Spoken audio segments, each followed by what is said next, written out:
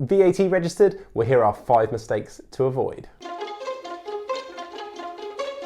As a business accountant, my team and I spend all day long helping business owners on their journey. And one of the key areas we help a lot in, of course, is VAT. It's one of the more complex areas of tax, and it's one of the ones where it's very easy to get things wrong, especially if you're using some bookkeeping software and they will suggest certain things quite often to you, and that's great, and we love automation here, and I love tech and everything that brings, but sometimes the tech can actually cause you problems as well, and some of these mistakes can be driven by that. So I'm going to cover the 5 main things we see most frequently. I went upstairs, asked my bookkeeping team and said, what's the most common 5, and most of them came up with the same sort of thing, so I'm keen to do that in this video. Now I should say as well that VAT is one of the areas we find the tax office has the most resources to investigate. I suppose it's the most common type of tax investigation, is having a look at things that didn't look right on a VAT return. Sometimes you can be just a sector they want to look at, but quite often it's something in that return that they're not particularly keen on. As a result, it's an area you definitely want to get right, because the penalties for getting those things wrong are, like everything with revenue and customs, pretty steep. So before we get into it, if you like these type of videos, make sure to click the subscribe button below so you get notified whenever we release more just like it. So let's talk then about the top 5 mistakes. Now, mistakes, errors, whatever you want to call them, but they are the things we see commonly repeated, we speak to clients a lot about. And number 1 on that, it was funny, I went upstairs, asked the team, and the first thing they all said was VAT on insurance. So insurance itself does not have VAT on it. So very often we see people have done their bookkeeping and they've entered insurance because there's a transaction in their bank to insurance, and they put 20% VAT. Well, 20% VAT on that insurance, but unfortunately there is no VAT on that insurance. So bear that in mind. That's the number 1 key, very small thing, but super common. There isn't. Now, what then happens generally, I suppose that leads into kind of the second mistake, which is actually claiming VAT, and a lot of this will be claiming VAT on things that haven't actually got VAT on, but the second one really is claiming VAT on things without proof. So what will quite often happen with that, so from a VAT law perspective, you should have a VAT receipt if you're claiming that VAT. So if you've input it in your system that you've incurred VAT on something, most of the time, so most general scenarios, that's actually going to reduce the VAT that you hand over each month, so you're claiming VAT back. In order to do that, you should have proof of that VAT was incurred, and that's normally in a VAT receipt. Certainly the person you're buying it from, if it's over £250, will normally issue you a VAT receipt. Under 250 they can kind of do this simplified thing, but generally you should have a VAT receipt that shows they were VAT registered, and this is the amount of VAT, or at least that they were VAT registered, and you can make a determination from there. Where this gets particularly tricky, and where we see this commonly got wrong, is when you have things like Amazon. So Amazon obviously use resellers, they have their own products and all this kind of stuff.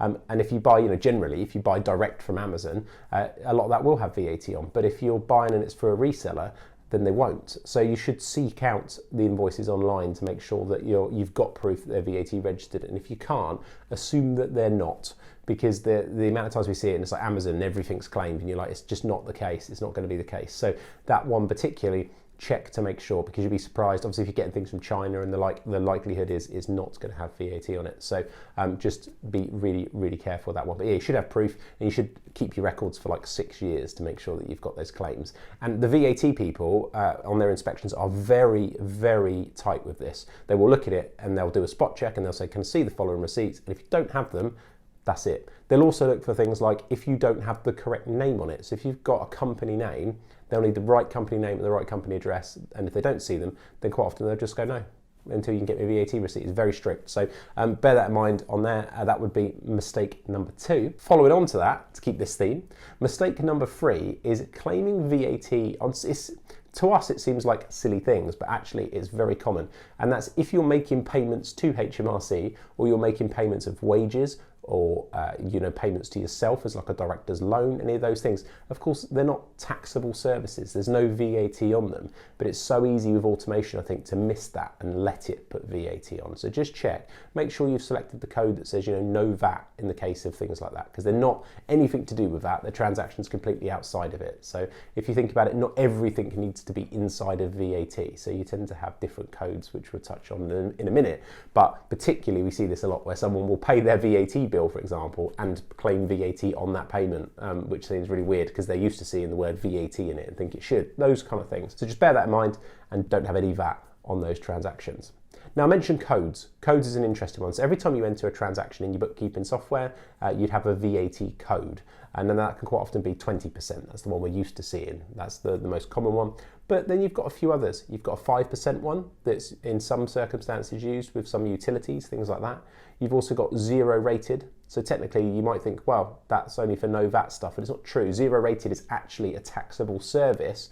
It's just at 0%. And you might think, well, that's a bit, technical, but that's the truth. And there's a lot of reasons why it's really, really important. So some foodstuffs, for example, may be 0 rated. So make sure that you've put that 0 rated code in. And a lot of invoices you will see it, but it is substantially different to the other codes. So you want to make sure you're using those correct codes. The same as we see the use of the one exempt quite a lot, when actually it isn't an exempt service. It's a 0 rated service, for example, and they are massively different. So from a technical point of view. So yeah, just make sure you're getting the right code. And also in the software, we see a lot of them where, they'll get the ones where they're European codes. So there were some old European, say, reverse charge or import ones, things like this, and acquisitions, those kind of words you may see. Avoid those. You don't need them, especially now with Brexit, actually. They could probably be doing with being disabled in your software a lot of the time. But just bear those in mind that there are a lot of codes. And, generally you're going to end up using 20%, 0 rated,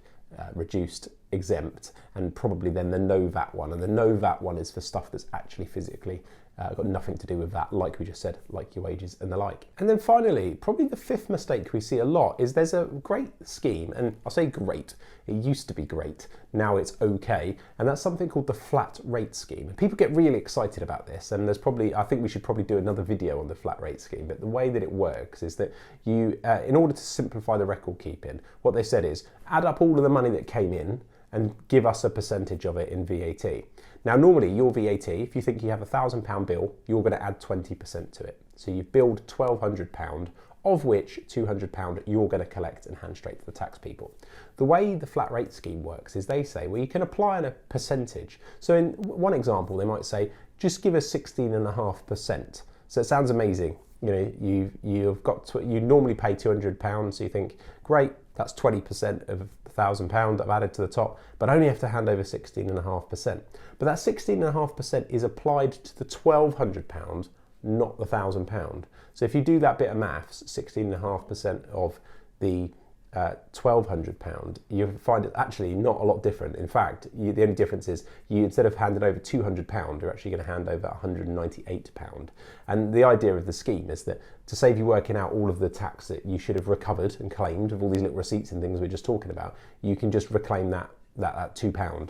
But of course, the minute you've got an invoice for say £120, there's £20 that you've incurred that's got £20 of VAT on. Well, there's £20 of VAT you could have claimed versus the £2 you've claimed. And it very much depends on what you've got in. But generally, we see a lot of people now, we've got, I don't know, probably literally a handful, if that, of people on the flat rate scheme now.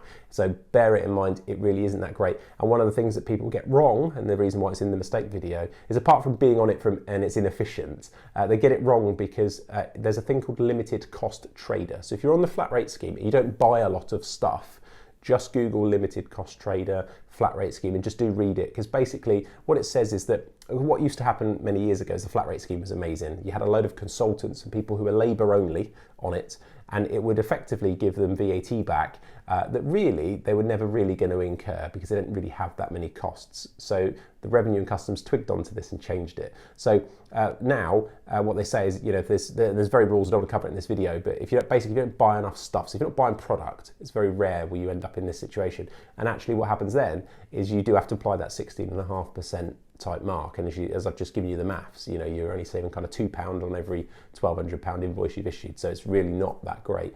But what we see is people don't apply the 16.5. They might have a rate of like 12% and not realise there's these other set of rules that go with it in this test they've got to do when they do their return. So that's the common mistake there, is misusing the flat rate scheme either in efficiency or in technical terms. So there you go, they're kind of the top 5 things. But as I say, the main ones very much cross, and that is make sure you've got your VAT codes correct inside of your software. If you're just checking them, is that amount that's going in matching my receipt, and then you won't go too far wrong. And if you do get stuck, of course you can use the internet to find out some of the answers of rates. Does insurance normally have VAT on it? Those kind of things, and you can find out.